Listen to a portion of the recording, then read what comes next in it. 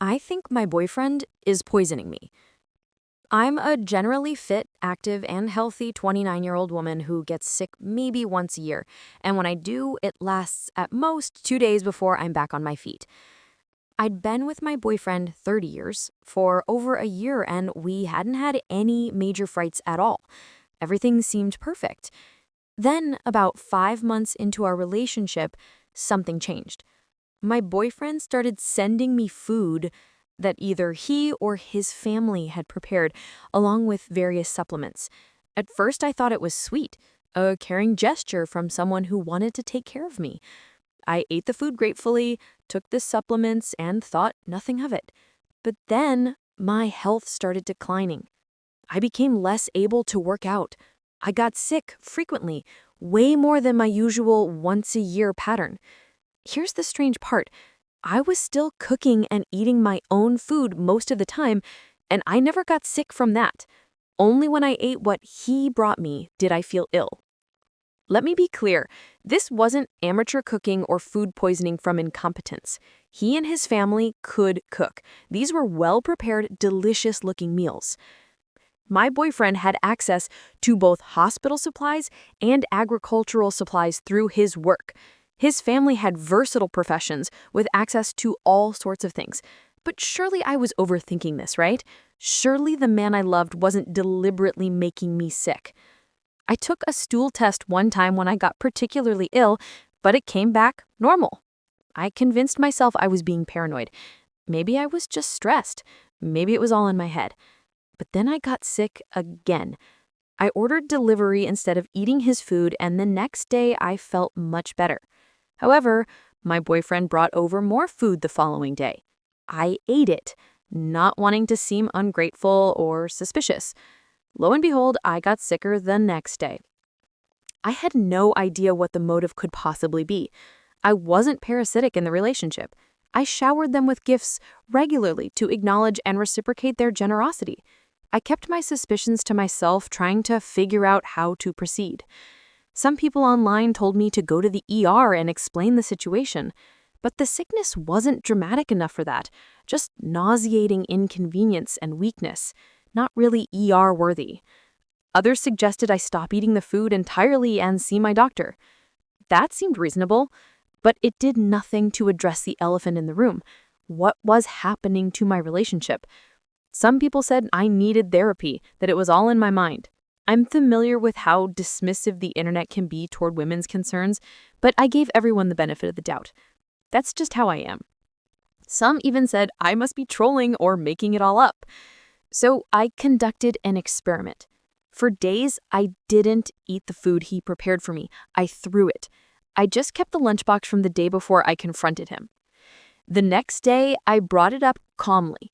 He tried deflecting immediately. He tried gaslighting me, making me feel like I was imagining things, but I kept pressing. I refused to let him weasel out of this conversation.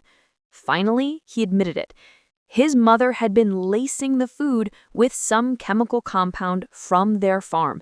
She was the one who'd started packing food for me all those months ago, and from that point on, I'd been getting sick. At first, I thought it was COVID. But when I went to the doctor, he said outright that what I had wasn't COVID. Tests confirmed I didn't have it. Then I got sick again, and the progression was identical. Exactly the same symptoms, exactly the same duration. By that point, I knew something was seriously wrong. "My mother doesn't like you," he said, not meeting my eyes. "She thought you were taking me away from her." What? I couldn't believe what I was hearing. Take you away from her? What does that even mean? "I don't know," he mumbled. "But her conclusion is to poison me?" He just turned and looked away, refusing to make eye contact. Something still didn't add up. The pieces weren't fitting together properly. "So why didn't you say anything all this time?" I demanded. "I told her to stop." "And how do we know she stopped?" His shock at that question shocked me. His face went pale. Something was definitely wrong, more wrong than I had even imagined. "I've stopped eating the food you guys prepared for me," I told him coldly. "I've been throwing it out. I haven't had any problems since." He said nothing. But why? Why all this? You knew. At this point, I just wanted it to be over, but I knew I had to keep pressing to get the answers I needed for closure. After a long, painful silence, he finally admitted the truth. He was the one who wanted it. Not just his mother, him. He wanted a way out of the relationship. He'd started casually talking to another woman and thought maybe he wanted to be with her instead. His brilliant solution: have his mother prepare food and lease it with chemicals from the farm to make me sick. What the actual fuck was I hearing? So why poison me? I asked, my voice shaking with rage. Why not just tell me you wanted to break up? He thought that if I was sick long enough, he'd find an excuse to say the relationship wasn't working. He'd have a reason to leave that didn't make him look like the bad guy. He wanted me to end things so he wouldn't have to. At this point, I was beyond upset. This wasn't just betrayal. This was a crime being confessed right in front of me.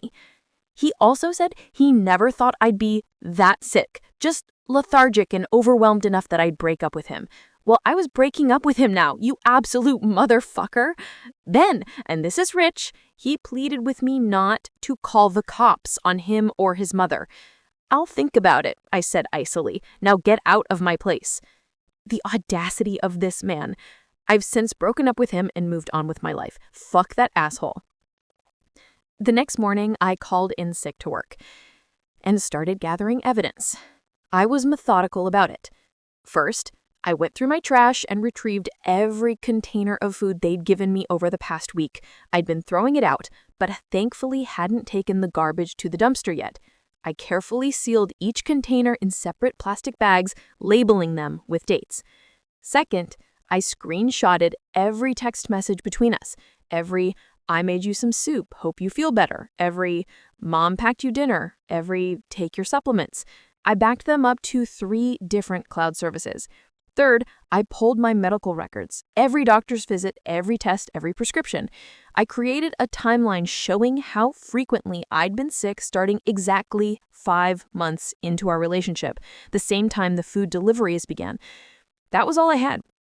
No recording, no witnesses to the confession, just contaminated food and a pattern of illness. I hoped it would be enough.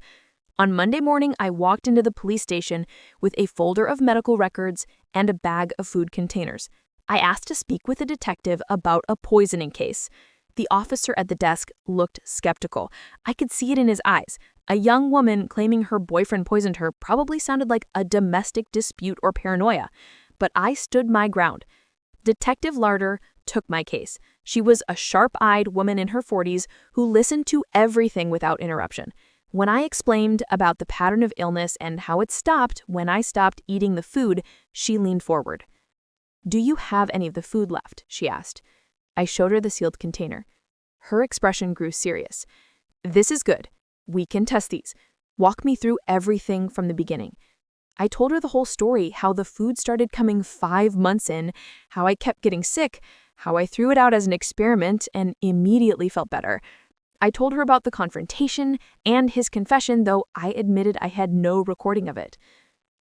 He admitted his mother was putting chemicals from their farm in the food. He said she didn't like me. Then he admitted he wanted it too, that he wanted me sick so he'd have an excuse to break up with me. Detective Larder's jaw tightened. She photographed the food container and sent them to the lab for analysis. She requested my medical records officially and had me sign statements about everything that had happened. I'm going to be honest with you. Without a recording or witnesses to the confession, this is going to be harder to prove. But if the lab finds something in this food, and if your medical records support poisoning symptoms, we have a case. His confession to you, even unrecorded, is evidence we can use. The next few weeks were agonizing. I didn't know if the food would still show anything or what I'd experienced would be enough. Then Detective Larder called me. She said the lab results came back, and I could hear her anger in her voice. The food tested positive for organophosphate phosphate compounds, agricultural pesticides, levels that would definitely cause the symptoms you described. With prolonged exposure, this could have caused serious organ damage or neurological problems. I felt vindicated and sick at the same time. The detective brought my ex-boyfriend and his mother in for questioning, separately, she told me later. Under the pressure of knowing the food had tested positive for poison, his story fell apart quickly. His mother initially denied everything, but when told about the lab results and that his son had confessed to me, she broke down and admitted to it. He tried to minimize his role at first, claiming he didn't know what his mother was doing, but when confronted with what he told me, and when his mother's statement implicated him as being fully aware, he finally admitted the truth. 3 months after I walked into that police station, my ex-boyfriend and his mother were both arrested and charged. She came out of the jury room crying and begged me for pardon. She charged with assault with a deadly weapon and poisoning. He was charged as an accomplice to poisoning, conspiracy, and assault. The DA told me the lab results and medical records combined with their confessions during police interviews made for a strong case. His mother pleaded guilty in exchange for a reduced sentence.